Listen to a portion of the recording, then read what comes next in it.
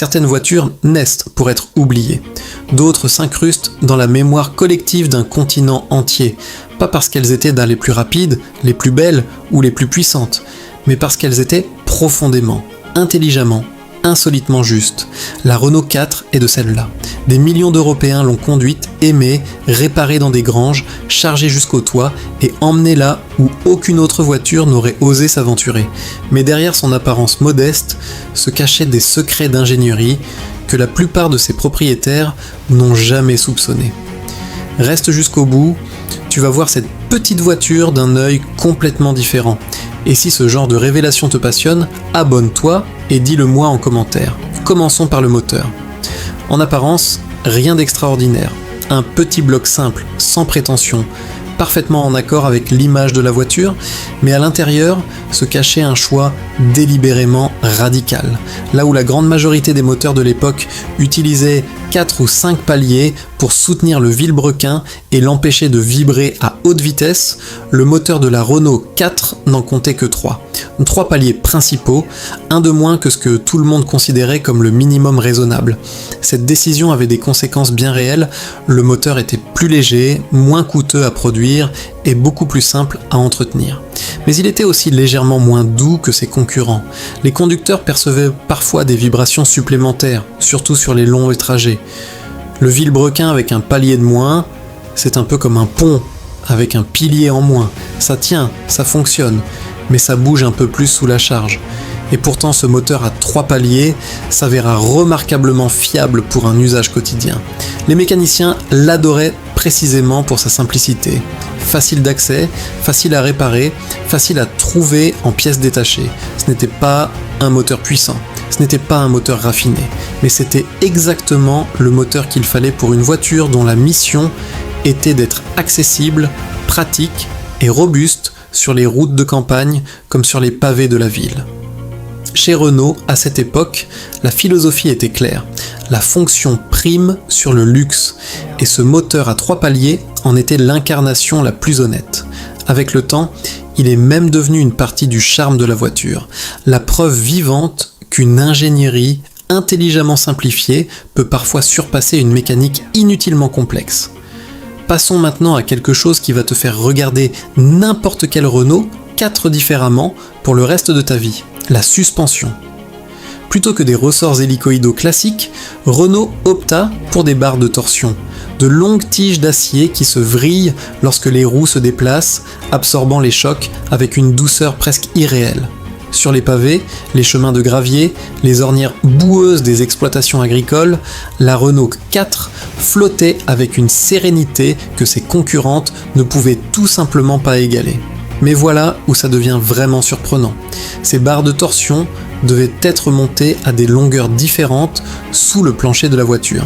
Et parce qu'elles ne pouvaient pas occuper exactement le même espace des deux côtés, il en résultait quelque chose d'absolument unique dans l'histoire de l'automobile de série. L'empattement gauche de la voiture était environ 5 cm plus long que l'empattement droit. Une voiture dont les deux côtés n'ont pas la même longueur. La plupart des propriétaires ne l'ont jamais su. La voiture allait droit. Elle se comportait de manière prévisible, elle absorbait les routes déformées mieux que beaucoup de ses rivales. Mais une fois qu'on sait, on ne peut plus l'ignorer. C'est l'une de ces curiosités d'ingénierie qui se logent dans un coin de l'esprit et n'en ressortent plus. Et c'est aussi la preuve que derrière l'image bon marché et sans prétention de la Renault, 4 se cachait une vraie réflexion technique, des compromis assumés et une cohérence de conception que peu de voitures de cette époque pouvaient revendiquer. Maintenant, imagine monter dans cette voiture pour la première fois. Tu t'installes, tu cherches le levier, de vitesse au sol, et il n'y est pas. À la place, une fine tige métallique pointe droit vers toi depuis le tableau de bord, coiffé d'un petit pommeau comme sorti de nulle part. Les journalistes de l'époque l'avaient surnommé le manche de parapluie, et leur première réaction avait été l'incrédulité. Ce truc était censé être un sélecteur de vitesse. Pour les observateurs extérieurs, ça ressemblait à un gadget mal pensé, trop fragile, trop bizarre pour être sérieux. Mais quiconque avait réellement conduit une Renault 4 comprenait rapidement de quoi il s'agissait. Le levier était positionné à quelques centimètres seulement du volant, pas besoin de se pencher en avant, pas besoin de plonger la main vers le bas. Un simple mouvement du poignet et on changeait de rapport. Rapide, intuitif, satisfaisant. Et ce n'était pas que de l'ergonomie. En supprimant le levier au plancher, Renault créait un espace intérieur totalement dégagé. La banquette avant devenait une surface plane et continue. Les passagers pouvaient glisser d'un bord à l'autre sans enjamber quoi que ce soit. Les familles pouvaient charger bagages et enfants depuis n'importe quelle portière sans obstacle. Ce qui avait commencé comme un objet de moquerie devint rapidement l'une des signatures les plus pratiques et les plus attachantes de la voiture. L'ingénierie au service du quotidien. Encore une fois, une autre spécificité visuelle de la Renault 4 qui surprenait les non-initiés.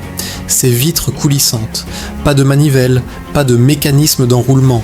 Les glaces s'ouvraient simplement en glissant horizontalement sur leurs rails, comme des fenêtres de cuisine.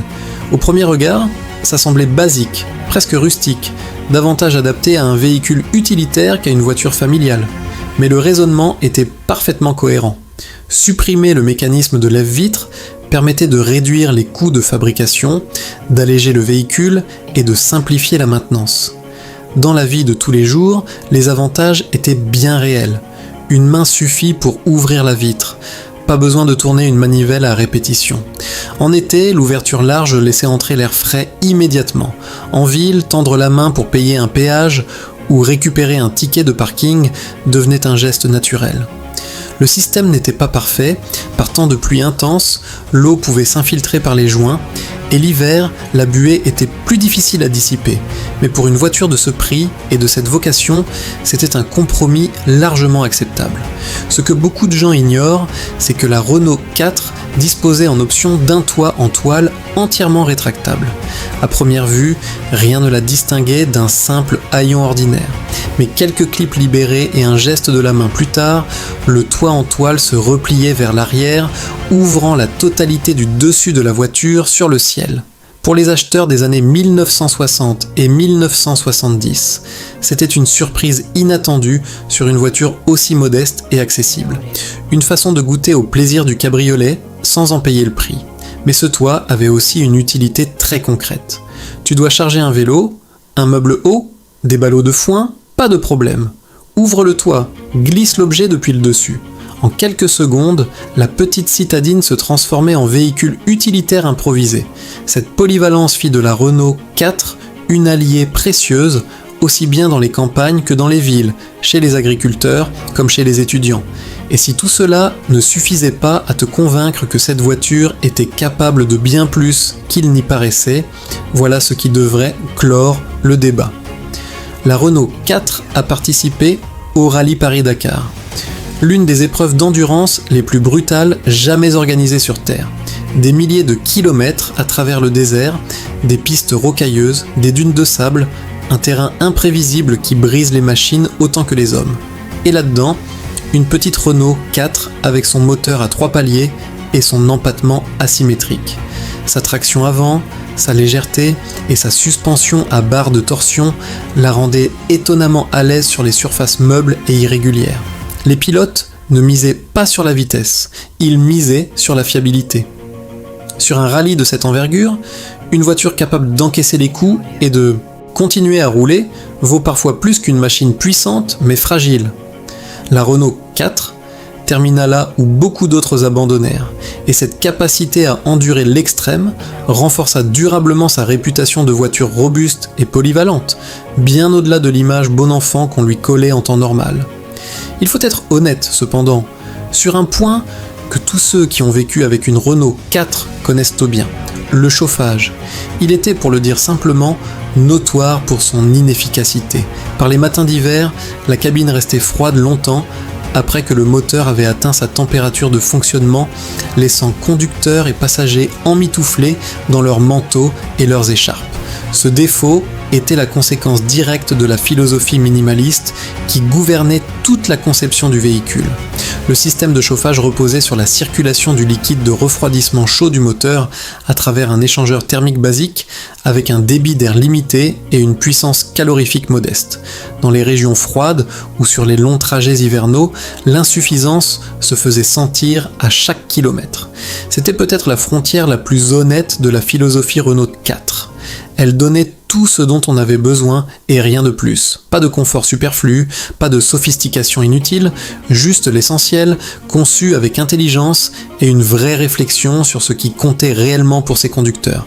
Un moteur à 3 paliers qui ne lâche pas, une suspension asymétrique qui flotte sur les pires routes, un levier de vitesse sorti du tableau de bord qui simplifie tout, un toit en toile qui transforme la voiture en un instant et assez de robustesse pour survivre au Dakar.